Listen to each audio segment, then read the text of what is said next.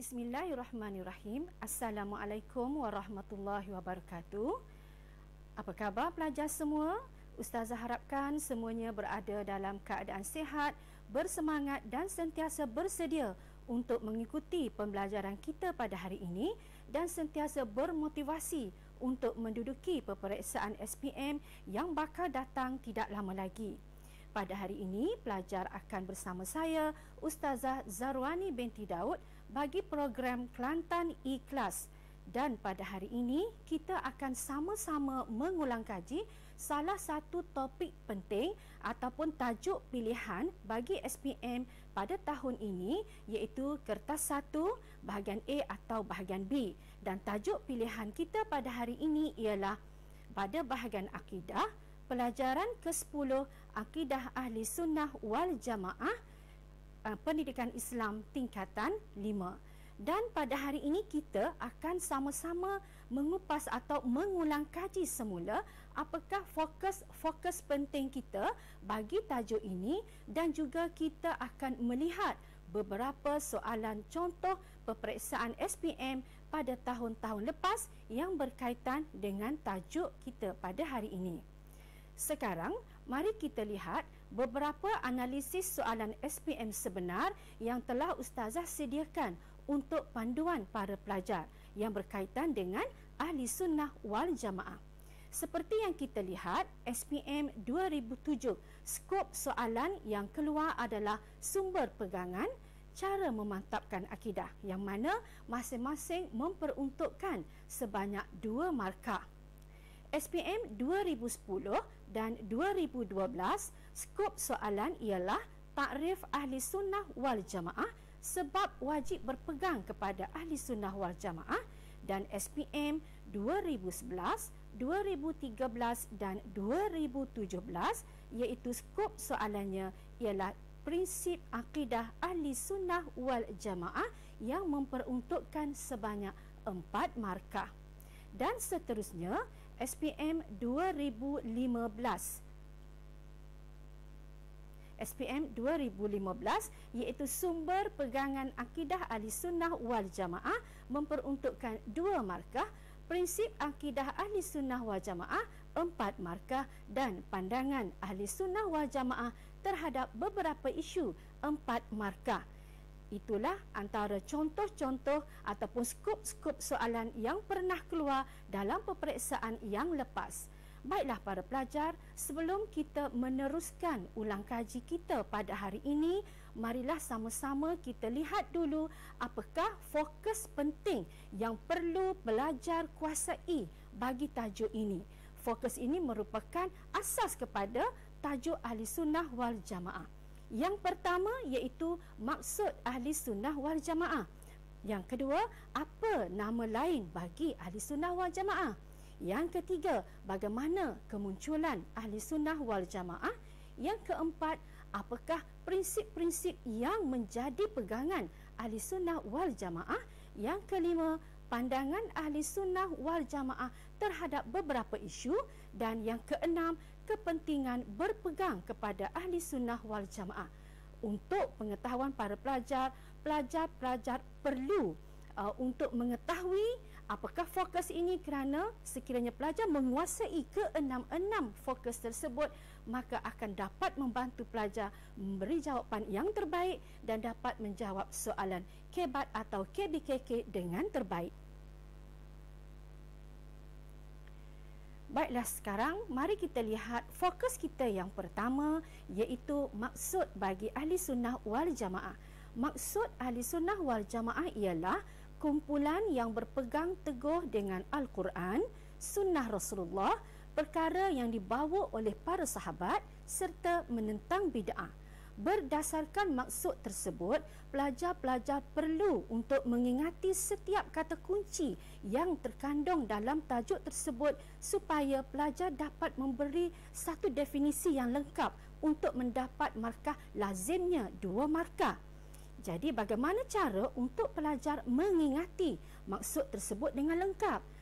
Apabila pelajar menyebut Ahli Sunnah wal Jamaah, perkataan jamaah itu sendiri, Ustazah yakin pelajar sudah pun mengetahui perkataan jamaah bermakna kumpulan. Jadi bermakna pegang perkataan kumpulan itu. Okey, letakkan perkataan kumpulan itu di depan. Itu kata kunci pertama. Kumpulan yang apa? Yang berpegang. Pegang pada apa? Pada Al-Quran. Pegang pada apa? Pada sunnah Rasulullah. Dan pada perkara yang dibawa oleh para sahabat. Serta menentang perkara-perkara bid'ah. Baik, itu adalah pengertian lengkap bagi ahli sunnah wal jamaah. Sekarang mari kita lihat apakah contoh soalan yang berkaitan dengan definisi ahli sunnah wal jamaah. Pertama, nyatakan takrif ahli sunnah wal jamaah yang memperuntukkan 2 markah. Dan yang kedua, apakah maksud ahli sunnah wal jamaah? Soalan tersebut bagi soalan yang berbentuk pengertian, kata tugas yang digunakan pada soalan tersebut ialah nyatakan atau apakah. Jadi pelajar perlu memberi pengertian yang lengkap untuk mendapat jawab markah yang penuh. Kelemahan pelajar biasanya dalam memberi definisi sesuatu istilah ialah pelajar tidak memberi jawapan yang lengkap. Calon memberi jawapan yang tidak lengkap dan jawapan calon juga tidak memenuhi kata kunci yang dikehendaki. Okey, seterusnya kita lihat pula soal. Kita terus kepada fokus kita yang kedua, iaitu nama-nama lain bagi ahli sunnah wal jamaah. Baiklah para pelajar, terdapat 4 nama lain bagi ahli sunnah wal jamaah yang perlu pelajar kuasai, perlu ingat dan perlu menulis dengan ejaan yang betul. Baiklah, yang pertama ahlu sunnah, al-jamaah, salafus soleh dan ahlul hadis. Bagaimana nak mengingati keempat-empat nama ini dengan betul? 2 daripadanya sudah pun berada di dalam perkataan ahli sunnah wal jamaah dan pelajar perlu mengingati 2 sahaja lagi, iaitu salafus soleh dan ahlul hadis. Sekarang mari kita lihat apakah contoh soalan bagi nama lain bagi ahli sunnah wal jamaah ini. Pertama, nyatakan nama lain bagi ahli sunnah wal jamaah. Kedua, senaraikan 2 nama lain bagi ahli sunnah wal jamaah. Perkataan kata tugas soalan bermula dengan nyatakan dan senaraikan. Sekiranya soalan bermula dengan senaraikan, maka pelajar hanya perlu menulis isi jawapan yang tepat itu sahaja. Tidak perlu kepada apa-apa huraian. Baiklah, sekarang mari kita lihat pula fokus kita yang ketiga. Baik, fokus kita yang ketiga ialah bagaimana munculnya ahli sunnah wal jamaah. Okey, bagaimana munculnya ahli sunnah wal jamaah? Ahli sunnah wal jamaah muncul selepas berlakunya perpecahan umat Islam. Selepas berlakunya perpecahan umat Islam yang membawa kepada pelbagai aliran pemikiran, wujudnya pelbagai aliran fahaman seperti ahli sunnah wal jamaah, Syiah, Khawarij dan seumpamanya. Baiklah, sekarang kita lihat siapakah tokoh yang memasyhurkan ahli sunnah wal jamaah. Terdapat 2 orang tokoh yang memasyhurkan akidah ahli sunnah wal jamaah ini, iaitu Imam Abu Hasan Al-Asy'ari dan Abu Mansur Al-Maturidi. Kedua-dua nama ini pelajar perlu untuk mengingati dengan ejaan yang betul. Kedua-dua nama iaitu Imam Abu Hasan Al-Asy'ari dan Abu Mansur Al-Maturidi. Baiklah, kita lihat contoh soalan berkaitan dengan kemunculan ahli sunnah wal jamaah. Pertama, siapakah yang memasyhurkan nama akidah ahli sunnah wal jamaah? Kedua, akidah ahli sunnah wal jamaah dimasyhurkan oleh, baik, soalan tersebut ialah soalan isi tempat kosong. Pelajar perlu menulis satu sahaja, sama ada satu jawapan sahaja, sama ada Imam Abu Hasan Al-Asy'ari ataupun Abu Mansur Al-Maturidi. Perlu diingat satu sahaja dengan menulis ejaan yang betul. Baiklah para pelajar, sekarang kita lihat pula prinsip atau pegangan yang dipegang oleh akidah Ahli Sunnah wal Jamaah. Apakah pegangan yang menjadi teras dalam akidah Ahli Sunnah wal Jamaah? Okey, terdapat 5 pegangan yang perlu pelajar ingat dan perlu pelajar kuasai dan perlu pelajar amalkan dalam kehidupan. Okey, yang pertama iaitu berpegang kepada Al-Quran dan As-Sunnah. Pertama, berpegang kepada Al-Quran dan As-Sunnah. Yang kedua, berpegang dengan prinsip As-Salafus Saleh. Yang ketiga, sekiranya terdapat pertelingkahan pandangan dalam beberapa isu atau apa-apa sahaja, Ahli Sunnah wal Jamaah akan merujuk Al-Quran dan As-Sunnah sebagai sumber rujukan yang utama. Yang ketiga, mereka tidak mencela atau tidak mengkafirkan orang yang tidak sealiran dengan mereka. Yang kelima, mereka juga tidak menghukum sesuatu kecuali terdapat bukti yang sahih. Jadi bagaimana cara untuk pelajar mengingati kelima-lima prinsip akidah Ahli Sunnah wal Jamaah ini? Ustazah ingin kongsikan bersama pelajar. Senang sahaja untuk mengingati kelima-lima prinsip akidah ini, iaitu dalam pengertian akidah Ahli Sunnah wal Jamaah, sekiranya pelajar sudah arif, sudah mengetahui maksud Ahli Sunnah wal Jamaah, maka akan membantu pelajar untuk mengingati prinsip-prinsip, kesemua prinsip dalam akidah Ahli Sunnah wal Jamaah. Dalam pengertian, kita imbas semula pengertian Ahli Sunnah wal Jamaah, iaitu kumpulan yang berpegang teguh kepada Al-Quran, Sunnah, pendapat para sahabat dan juga menentang bid'ah. Di dalam pengertian tersebut sudah mengandungi 2 daripada prinsip akidah Ahli Sunnah wal Jamaah itu sendiri. Pertama, berpegang pada Quran, berpegang pada Sunnah, berpegang pada Salafus Saleh, dan pelajar perlu mengingati 3 lagi prinsip, iaitu jika ada pertelingkahan pandangan, mereka rujuk pada Al-Quran dan tidak mencela, tidak mengkafir orang tak sealiran, tidak menghukum kecuali bukti yang sahih. Ingat takrif Ahli Sunnah wal Jamaah, ingat prinsip akidah Ahli Sunnah wal Jamaah. Baiklah, sekarang kita lihat apakah contoh-contoh soalan yang biasanya keluar dalam peperiksaan. Baiklah, yang pertama, soalan jelaskan 2 prinsip akidah Ahli Sunnah wal Jamaah. Okey, jelaskan 2 prinsip. Kata kunci soalan, kata tugas menggunakan jelaskan. Berapa prinsip? 2 sahaja prinsip. Kalau pelajar mengingati pengertian Ahli Sunnah wal Jamaah, pelajar akan dapat markah yang penuh, kerana soalan hanya meminta 2 prinsip Ahli Sunnah wal Jamaah yang memperuntukkan 4 markah. Baiklah, jawapannya 2 prinsip akidah Ahli Sunnah wal Jamaah ialah berpegang teguh dengan Al-Quran dan Sunnah 2 markah, tidak mengkafirkan orang yang tidak sealiran 2 markah. Pelajar tidak perlu untuk memberi huraian, pelajar hanya memberi isi sahaja bagi soalan jelaskan.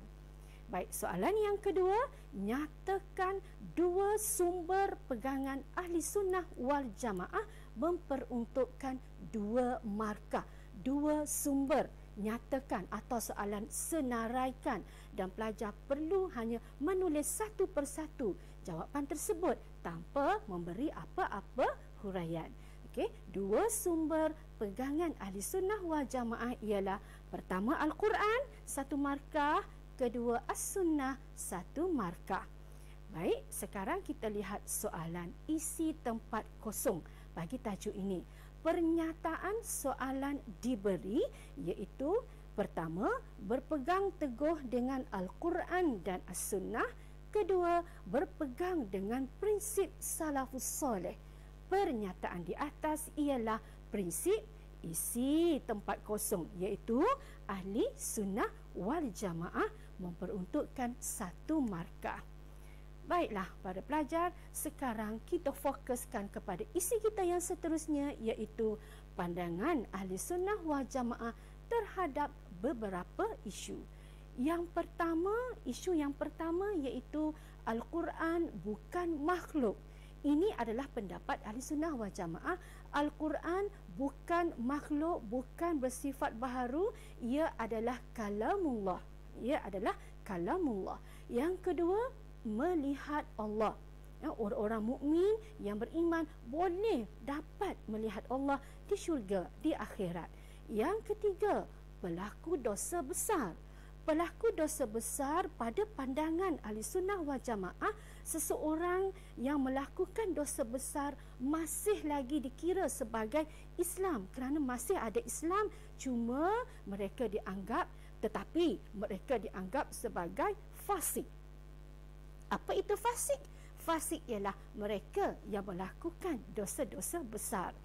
Yang keempat, iman bertambah dan berkurang. Iman seseorang itu akan berkurang mengikut amalan yang dilakukan. Jika mereka taat perintah Allah, maka iman akan bertambah. Jika mereka banyak melakukan kejahatan, kemaksiatan, maka iman akan berkurang. Itu pandangan Ahli Sunnah wal Jamaah. Dan yang terakhir ialah qada dan qadar. Qada dan qadar ini ialah ketetapan Allah, kebijaksanaan Allah sejak azali ke atas makhluk-makhluknya. Baiklah, 5 itu merupakan pandangan Ahli Sunnah wal Jamaah yang wajib pelajar ketahui dan ingati. Baiklah, sekarang mari kita lihat apakah contoh-contoh soalan yang berkaitan dengan pandangan Ahli Sunnah wal Jamaah ini.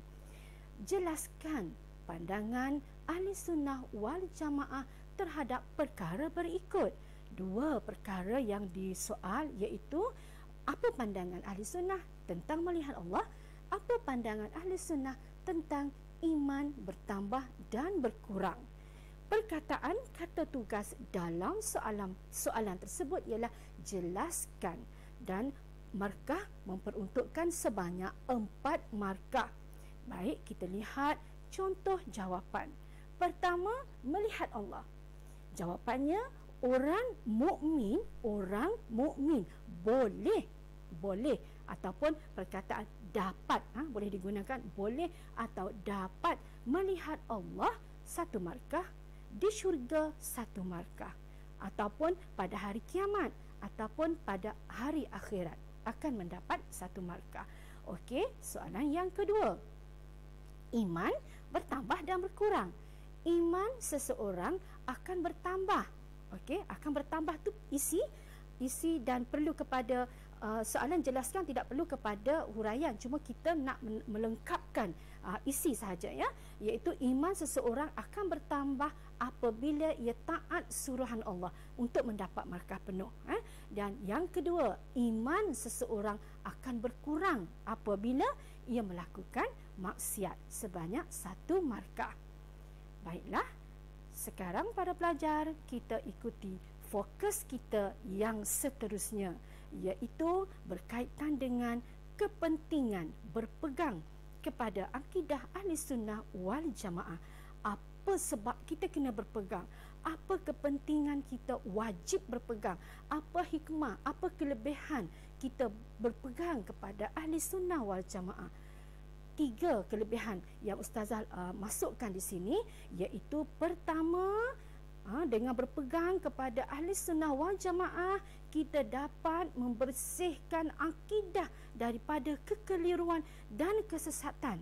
Ia menjadi benteng kepada kita dalam menghadapi kehidupan hari ini, yang mana banyak terdapat ajaran-ajaran atau fahaman-fahaman yang bertentangan dengan Ahli Sunnah wal Jamaah. Yang kedua, ia merupakan asas kepada penerimaan sesuatu amalan, asas kepada penerimaan sesuatu amalan. Jika akidah kita betul, maka amal ibadat dan apa sahaja yang kita lakukan yang terbaik, yang baik untuk diri kita akan dapat diterima Allah dan diredha Allah.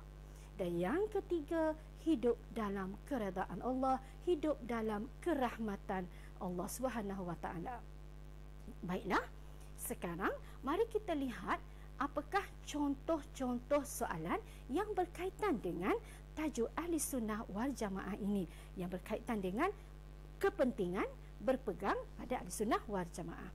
Yang pertama, terangkan 2 sebab umat Islam wajib berpegang kepada Ahli Sunnah wal Jamaah. Baca soalan dan gariskan, highlightkan apakah poin atau fokus penting dalam soalan tersebut. Terangkan ialah kata tugas soalan yang memerlukan pelajar menulis, menjawab huraian, isi dan huraian. Ingat perkataan terangkan kata tugas, 2 sebab umat Islam wajib berpegang kepada Ahli Sunnah wal Jamaah. 2 sebab atau faktor. Baik, contoh jawapannya ialah 2 sebab umat Islam wajib berpegang kepada Ahli Sunnah wal Jamaah ialah: pertama, dapat memelihara akidah. Okey, itu adalah isi, dapat memelihara akidah. Huraian, daripada sebarang kekeliruan, itu adalah huraian kepada isi 1 markah. Isi 1 markah, huraian 1 markah. Jadi dapat 2 markah di situ.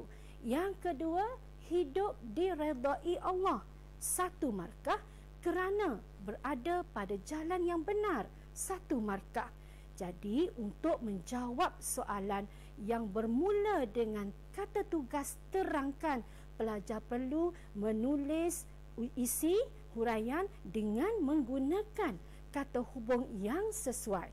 Seperti yang tertera pada skrin kita sekarang, iaitu Ustazah menggunakan kata hubung daripada dan kerana. Dan untuk kemudahan, untuk memudahkan pelajar mengingat, ingat penggunaan kabus, perkataan kabus, iaitu K untuk kerana, A untuk agar, B untuk bagi, U untuk dan S untuk supaya. Jadi ingat kabus, ingat terangkan. Baik, para pelajar, kita terus melihat kepada contoh soalan yang kedua. Jelaskan 2 kesan buruk tidak berpegang dengan prinsip akidah Ahli Sunnah wal Jamaah. Memperuntukkan 2 markah. Soalan meminta jelaskan. Soalan jelaskan 2 kesan buruk. Baik, contoh jawapannya ialah 2 kesan buruk tidak berpegang dengan prinsip akidah Ahli Sunnah wal Jamaah ialah: akidah akan terpesong, 1 markah. Dimurkai atau dibenci Allah, 1 markah. Jawapan yang sangat ringkas tetapi padat dan akan mendapat markah penuh. Untuk soalan ini, pelajar tidak perlu untuk memberi huraian kepada setiap isi. Baiklah para pelajar, kita lihat pula sekarang mari kita lihat pula contoh soalan kebat. Ustazah ada menyediakan 2 contoh soalan kebat yang berkaitan dengan tajuk Ahli Sunnah wal Jamaah ini. Bagi menjawab soalan kebat dengan baik, yang pertama, macam mana cara nak jawab supaya kita dapat memberi olahan yang menarik, kita dapat menunjukkan kreativiti jawapan kita yang menarik. Pertama sekali, pelajar perlu memahami soalan yang diberikan dan pelajar perlu tahu untuk mengenal pasti, adakah ini soalan kebat, adakah ini soalan KBKK. Pelajar seharusnya dapat membezakan mana soalan kebat, macam mana bentuk soalan KBKK. Jadi di sini Ustazah ingin kongsikan bersama pelajar bagaimana nak mengenali soalan kebat. Baik, soalan kebat mesti bermula dengan stimulus. Ada stimulus ataupun pembuka minda ataupun rangsangan minda. Jadi stimulus ini boleh berbentuk seperti pernyataan, gambar rajah, kata-kata hikmat ataupun ayat-ayat Al-Quran ataupun potongan-potongan hadis yang dijadikan sebagai stimulus kepada soalan. Yang kedua, soalan kebat tidak ada peruntukan berapa isi, tiada kuantiti jawapan. Dalam soalan tersebut tidak dinyatakan kuantiti jawapan yang diperlukan, tidak dinyatakan. Dan yang ketiga, markah yang diperuntukkan untuk soalan kebat adalah sebanyak 4 markah, iaitu markah untuk isi 1 markah, huraian 1 markah, huraian lengkap 1 markah dan kesimpulan 1 markah. Baik, itu adalah panduan untuk pelajar mengenali bentuk soalan kebat, dan jawapan kebat perlu ditulis dalam bentuk perenggan.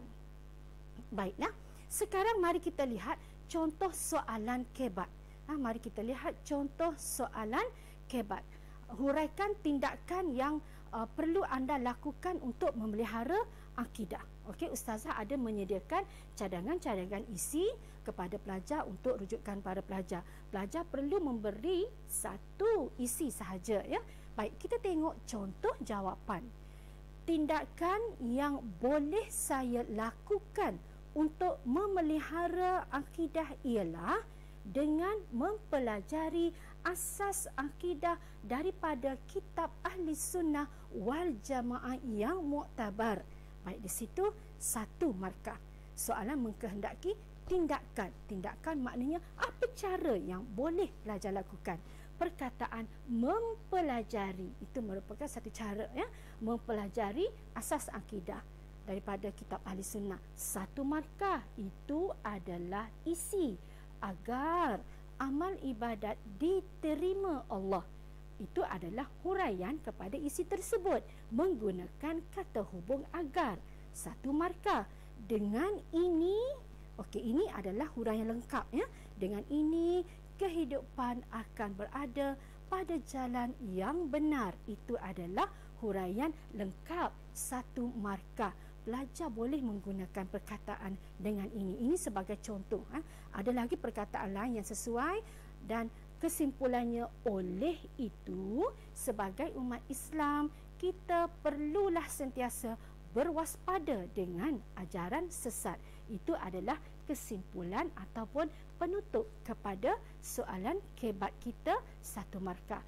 Jika pelajar melihat dengan baik contoh jawapan yang ustazah sediakan, di dalam jawapan tersebut ustazah tidak mengulang stimulus yang terkandung di dalam soalan tadi. Tidak ada ulangan stimulus, dan pelajar perlu juga ingat apabila menjawab soalan kebat, pelajar hanya perlu menulis 1 isi sahaja.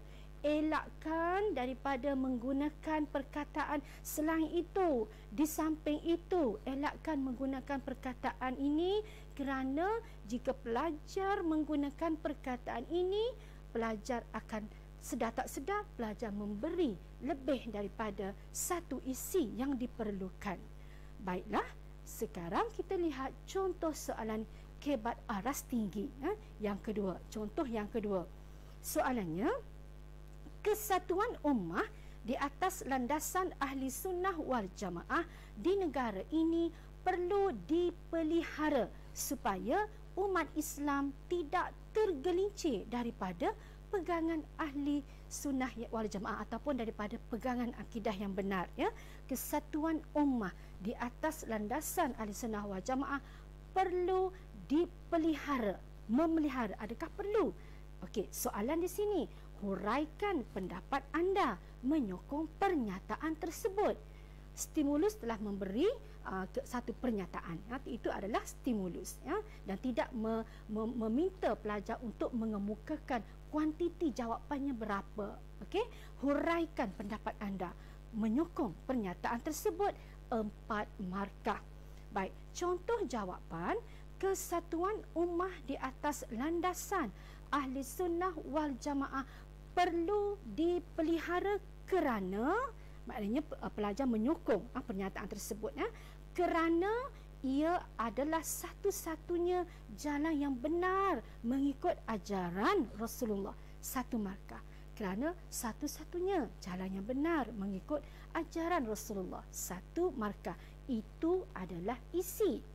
Ini disebabkan umat Islam sentiasa digugat dengan aliran atau fahaman yang sesat. Itu adalah huraian. Contohnya Khawarij, Syiah, pelajar memberi contoh. Itu adalah huraian lengkap, satu markah. Oleh itu, sebagai umat Islam, kita hendaklah mendalami ajaran Islam dengan sebaiknya. Penutup menggunakan oleh itu. Okey, itu adalah kesimpulan sebanyak satu markah.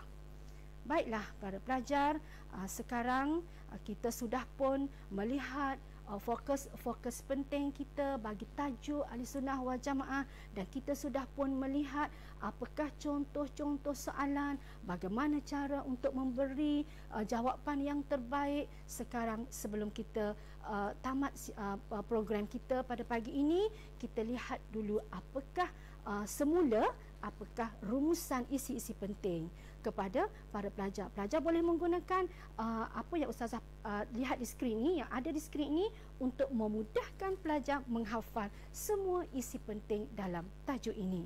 Pertama, maksud iaitu kumpulan yang berpegang kepada apa? Pegang pada Quran, pada sunnah, apa yang dibawa para sahabat, menentang bid'ah. Ingat jamaah, ingat kumpulan. Sumber pegangan pun ada di dalam maksud tersebut. Apa sumber pegangan? Dua sumber utama, Al-Quran, As-Sunnah. Apa nama lain? Ada 4 nama lain. 2 sudah ada dalam perkataan Ahlussunnah wal Jamaah. Pelajar mengingati 2 lagi, Salafus Saleh dan Ahlul Hadis. Kenapa dinamakan Ahlussunnah? Kerana mereka berpegang dengan sunnah Rasulullah. Kenapa dinamakan Al-Jamaah? Kerana mereka berkumpul di atas kebenaran, bersatu untuk melaksanakan amar makruf, nahi mungkar dan menentang bid'ah. Dimasyhurkan oleh siapa? Oleh Imam Abu Hasan Al-Asy'ari, Imam Abu Mansur Al-Maturidi. Dan seterusnya, prinsip. Bagaimana dengan prinsip?